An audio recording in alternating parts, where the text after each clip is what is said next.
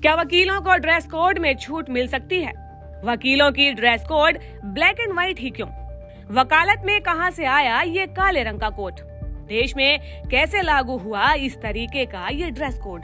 Court में आपने वकीलों को अक्सर ब्लैक एंड व्हाइट कलर के ड्रेस कोड में देखा होगा, लेकिन अब इसी ड्रेस कोड को लेकर हाई कोर्ट में एक याचिका दायर की गई है और ये याचिका में कहा गया है कि इस तरह के ड्रेस कोड को बढ़ती हुई गर्मी को देखते हुए राहत दी जाए।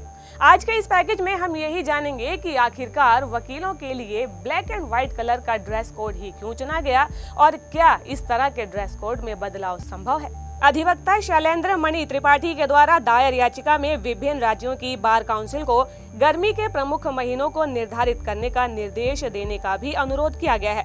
इसमें उन महीनों में वकीलों को काला कोट और गाउन पहनने से छूट दी जा सके। इस याचिका में अनुरोध किया गया है कि राज्यों में अधिवक्ताओं के लिए पारंपरिक ड्रेस कोड में ढील देने पर विचार किया जाए, क्योंकि इससे बढ़ती हुई गर्मी के दौरान स्वास्थ्य संबंधी समस्याएं हो सकती है।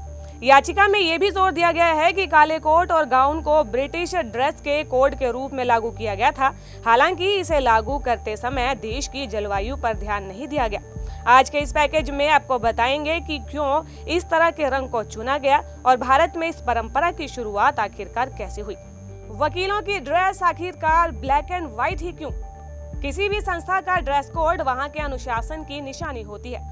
बात अगर वकीलों के ड्रेस कोड की करें तो यहाँ भी कायदे कानून और अनुशासन को ही दर्शाता है। कई ऐसे प्रोफेशन हैं जो रंगों को पहचानते जाते हैं। वकालत में ब्लैक रंग अथॉरिटी और पावर को दर्शाने वाला है। ये रंग जज के प्रति समर्पित होता है, तो वहीं सफेद रंग प्रकाश, अच्छाई और शुद्धता का प्रतीक होता है। देश में कानून व्यवस्था ही आम आदमी के लिए न्याय की एकमात्र उम्मीद है और इसीलिए उसका प्रतिनिधित्व करने के लिए सफेद रंग को चुना गया है। प्रचलन में कैसे आया ये काला कोट?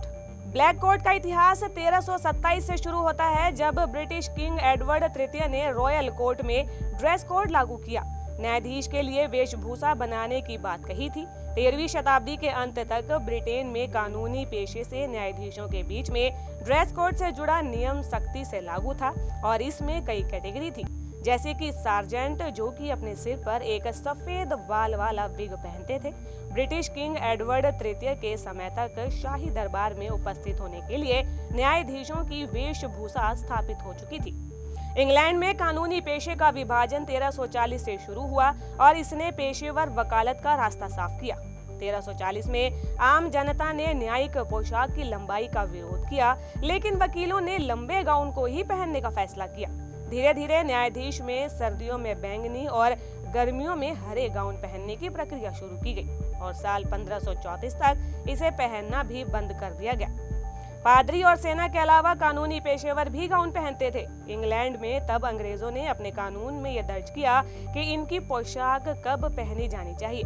1635 के बाद से सर्दियों में हल्के रंग के फर या कोट के साथ ब्लैक रोब और गर्मियों में बैंगनी या लाल रंग के रोब पेश किए गए। इंग्लैंड में 17वीं शताब्दी में न्यायाधीश, बैरिस्टर और सॉलिसिटर काले कोट, गाउन, सफेद बैंड और पारंपरिक विग का इस्तेमाल करने लगे थे। भारत में कैसे लागू हुआ अंग्रेजों का ये ड्रेस कोड? क्योंकि ये प्रथा अंग्रेजों के द्वारा शुरू की गई थी, इसलिए जहाँ जहाँ उनका उपनिवेश रहा वहाँ उन्होंने अपनी संस्कृति और रीति रिवाजों को लागू किया। इस तरह भारत में भी अंग्रेजों का ड्रेस कोड लागू हुआ और देश में इसे भारत में लेकर कानून भी बन गया। अधिवक्ता अधिनियम 1961 के तहत वकीलों का dress code bar council of India के नियमों के द्वारा शासित होता है और नियम ये कहता है कि एक वकील के लिए सफेद शर्ट और सफेद नेक बैंड के साथ काला कोट पहनना अनिवार्य है। सुप्रीम कोर्ट और हाई कोर्ट में पेश होने के अलावा वकीलों के लिए गाउन पहनना एक ऑप्शन है।